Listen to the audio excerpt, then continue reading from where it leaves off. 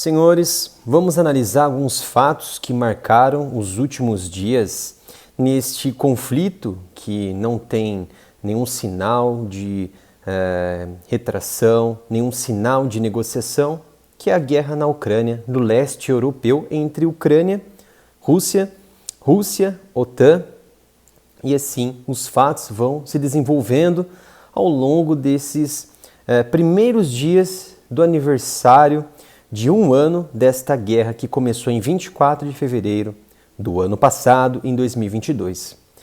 Então, vocês observam que temos um artigo aqui no areamilitaroff.com,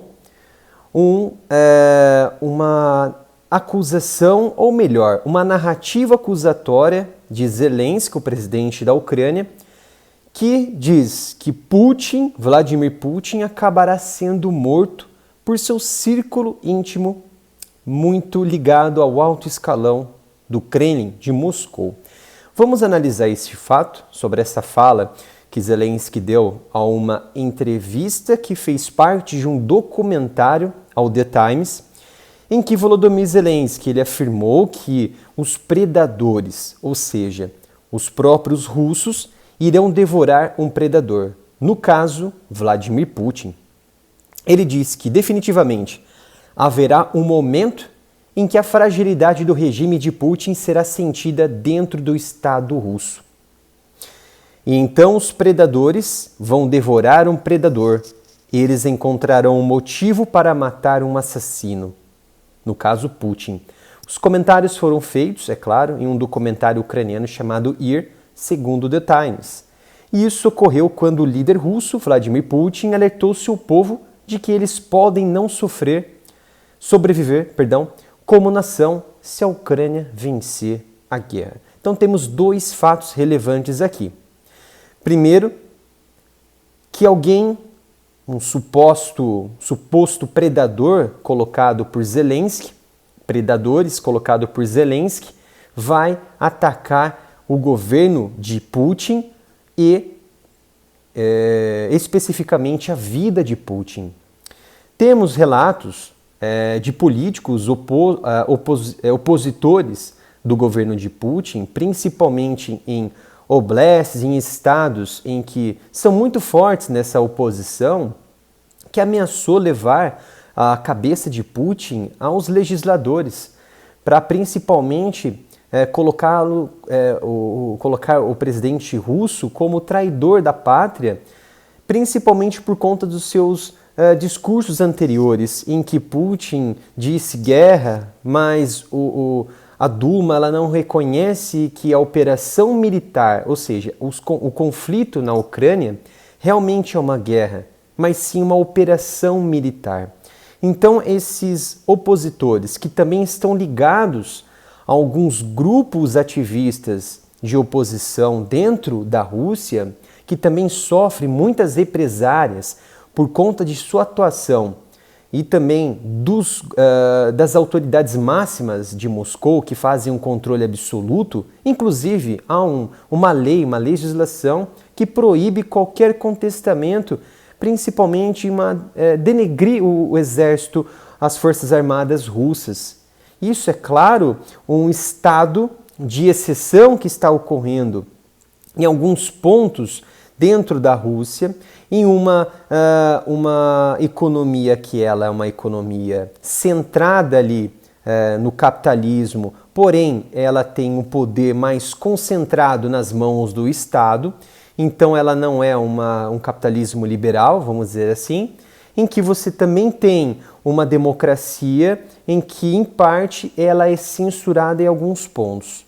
Então essa oposição, ela vem sim sendo recebida de braços abertos pela oposição no Ocidente, principalmente da inteligência do Ocidente, que fomentam esses movimentos de oposição dentro da Rússia. E eles já sabem, muito provavelmente alguns atores dentro da política do Kremlin, ou melhor, de Moscou, não do Kremlin, porque o Kremlin está muito ligado ao presidente ao presidente russo, Vladimir Putin, mas sim dentro de Moscou. Pode ser que seja, sim, um movimento político de tentativa radical de tirar a vida de Putin, não necessariamente ligado ao alto escalão de Putin, mas sim ligado aos opositores que fazem parte da Duma, que podem ali se movimentarem, articularem algum tipo de escândalo, algum tipo de operação para tirar a vida de Vladimir Putin, como já aconteceu em tentativas anteriores, principalmente que foi relatado no ano passado, em que supostamente houve um ataque orquestrado contra Putin, inclusive também houve ali diversas explosões na região de Moscou. Mas, de todo modo, esses mesmos indivíduos que fazem parte do círculo íntimo de alta confiança de Vladimir Putin, entre eles, por exemplo, o ex-presidente Dmitry Medvedev, outras ali da alta cúpula, como Sergei Lavrov, entre outros ali, Sergei Shoigu, entre outras peças fundamentais para a construção deste governo que está nesse momento blindado, e os oligarcas que foram formados nesta pós-União Soviética, em que a economia ela enfraqueceu e houve necessidade de vender esses capitais, vender essas empresas que então eram pertencentes à União Europeia, à União Soviética, entregar para esses indivíduos bilionários, milionários do da pós-União Soviética. Então eles se tornaram grandes oligarcas que apoiam Vladimir Putin e Putin apoia esses indivíduos. Então essa alta cúpula de confiança só existe porque Putin colocou eles lá. Putin fortificou esses indivíduos. Então, observando de longe, a afirmação de Zelensky passa um pouco de uma realidade para uma fantasia em que há um estímulo nessa narrativa acusatória, em que muito provavelmente ela está se tornando como um combustível para a oposição lá na Rússia. O que isso quer dizer? Que esses oligarcas, eles não vão realizar qualquer tentativa de retirada de Putin, até porque eles estão recebendo muito, mas muito benefício em apoiar Vladimir Putin. E, inclusive, eles conseguiram também fornecimento de matérias-primas para a sua indústria bélica e também indústria civil, através de conglomerados de negociações e contratos com a China. Inclusive, a alta autoridade diplomática chinesa, que esteve presente na semana passada na Rússia, que é o Wang Yi, ele formalizou diversos outros ali acordos que não foram colocados ao público, mas deu também sinal verde para uma possível aliança bélica com Putin, com Moscou. E essa conversa que ele teve com Lavrov, teve com Putin, trouxe também fornecimento de tecnologia, de software, também de possíveis drones que estarão sendo embarcados para uma empresa laranja que iremos discutir em um vídeo inédito, em um vídeo exclusivo, que realizamos esta investigação através também de indivíduos lá na Europa e também lá na Euroásia, que trouxe essas informações para nós em primeira mão, que empresas laranjas que fornecem apoio à Rússia através de países do Golfo Pérsico que fazem essa transferência de equipamentos. Isso ninguém está dizendo ou porque se beneficia com isso no Ocidente. Então, ao meu ver, essa inclusão de predadores que seriam a alta cúpula de Vladimir Putin, ela não procede na sua realidade, mas ela procede na oposição que está longe do Kremlin, mas em Moscou, por exemplo, na Duma Alta, na Duma Baixa, em alguns estados ou oblasts da Rússia, que essa oposição ela pode se articular e fomentar algum tipo de atentado, por exemplo.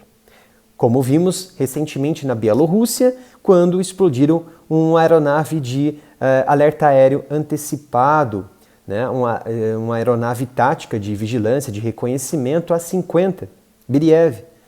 Foi explodida por um ataque drone de ativistas opositores do governo da Bielorrússia, que poderia ser também contra Lukashenko. E Putin ele colocou que seu povo poderá não sobreviver como nação se a Ucrânia vencer a guerra. Porque aí ele entra no que nós chamamos de configuração de uma nova ordem mundial. Por quê? É claro que os Estados Unidos tentam se prevalecer como maior potência, uma hegemonia enorme, como influenciadores de tudo no setor bélico, no setor econômico, agropecuário, têxtil, em todos os setores da economia, em todos os setores que imaginamos, político, geopolítico.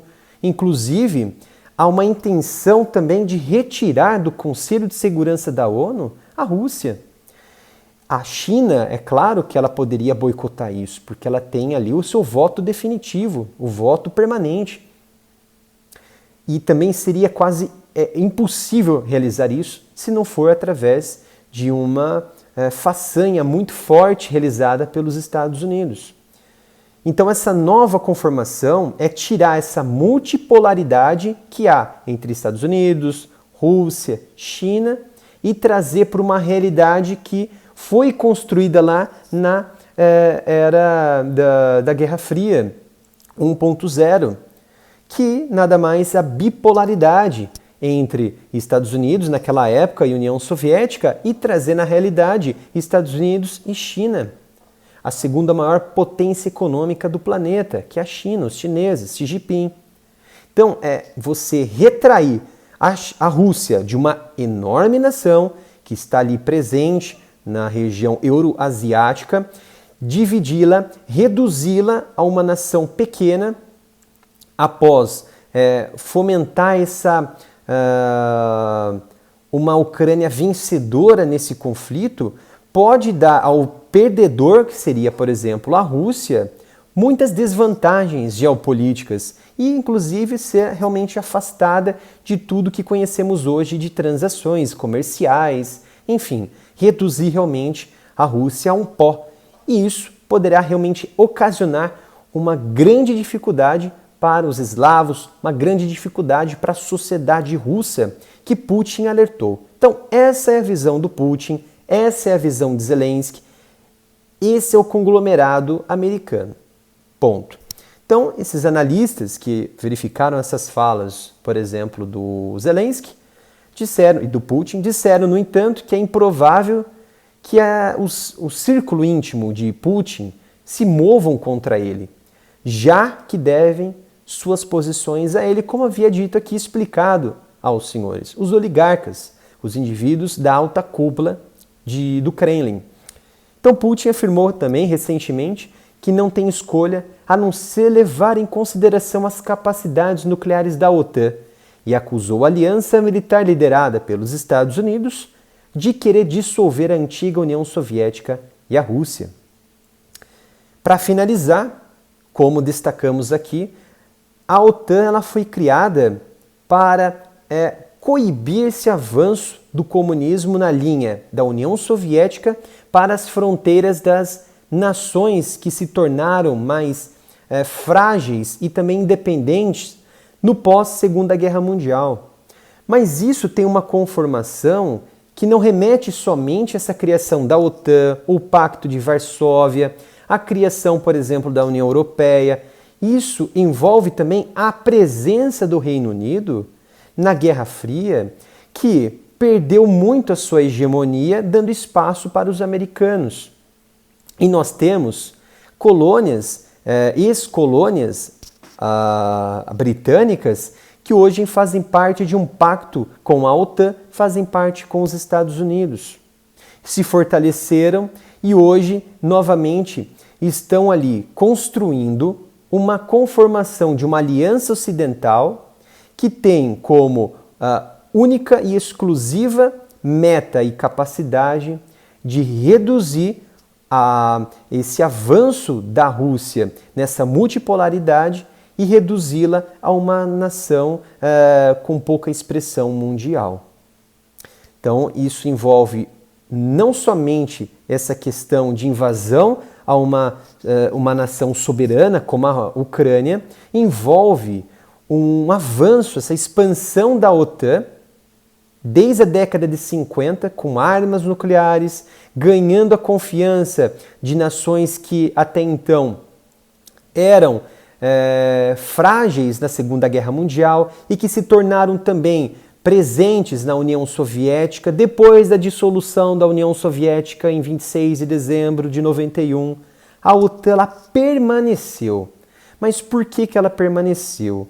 Houve diversos conflitos em que essas nações que foram invadidas, atacadas, tanto pelos americanos quanto pelos russos em sua região ali do Balcãs, em sua região ali, por exemplo, em outras regiões mais conturbadas, você teve uma linha dura em que a OTAN apoiou grande parte daquelas nações que estavam em guerra contra nações apoiadas pela Rússia.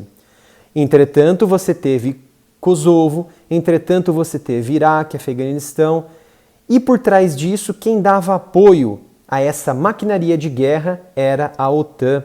Por isso que a OTAN ela permaneceu em sua atividade no pós-União Soviética, exatamente para tentar reduzir o máximo possível esse avanço da Rússia, que não necessariamente estava querendo territórios, mas sim querendo geopolítica, querendo comércio, transação, querendo aliado, formalizar de forma muito que direta alianças como a OTAN fez com a sua organização, com a aliança, com seus Estados-membros. Assim, a Rússia ela vem tentando fazer com parcerias, até mesmo com nações asiáticas e nações ali na região dos Balcãs. Mas é claro que é muito difícil. É claro que por trás disso tudo existe uma estratégia geopolítica que precisamos perceber para entender como que o conflito hoje na Ucrânia se desenvolveu e como ele se desenvolverá a partir de agora. Mark Milley disse que não haverá vencedores, mas sim negociações e perda das duas partes. É muito difícil prever isso. Podemos errar desde 50% a 100% de tudo que podemos, na verdade, retratar aqui como previsão. Porque se tratando de Rússia, se tratando dos Estados Unidos, realmente há uma história por trás em que no passado eram potências nucleares, na Segunda Guerra era uma potência contra nações que não tinham armas nucleares, veio a Guerra Fria, houve duas potências se duelando politicamente, diplomaticamente, e hoje há uma multipolaridade em que alianças já se formaram e a Rússia ela vem ainda buscando essa aliança muito atrasada, que pode ser prejudicial a ela e algo muito favorável para os americanos. Então é impossível prevermos como será o desfecho a partir disso. Como será este ano, se vamos ter ali uma guerra de grandes dimensões ou não. Pois qualquer previsão é um erro absoluto. É um erro absoluto. Se tratando de Rússia e Estados Unidos, tudo pode acontecer. Senhores, espero que tenham gostado deste vídeo, um vídeo de análise. Não se esqueçam de se inscrever no canal, ativarem o sino de notificação, seguir o nosso canal lá nas redes sociais, Twitter, Instagram, pelo @areamilitaroff. Se possível também, contribuir com qualquer valor no nosso canal, que vem aí sofrendo alguma diminuição do engajamento por conta dos temas sensíveis que abordamos aqui, principalmente sobre guerras, principalmente sobre geopolíticas, que infelizmente o YouTube ele considera que não é um conteúdo próprio, um conteúdo adequado para ter ali anúncios nos nossos vídeos. E a receita e o engajamento com o público cai drasticamente. Através da nossa chave Pix, que é o canal areamilitaroff@gmail.com. Senhores, obrigado por acompanharem o vídeo até esse momento e até o próximo vídeo no Área Militar.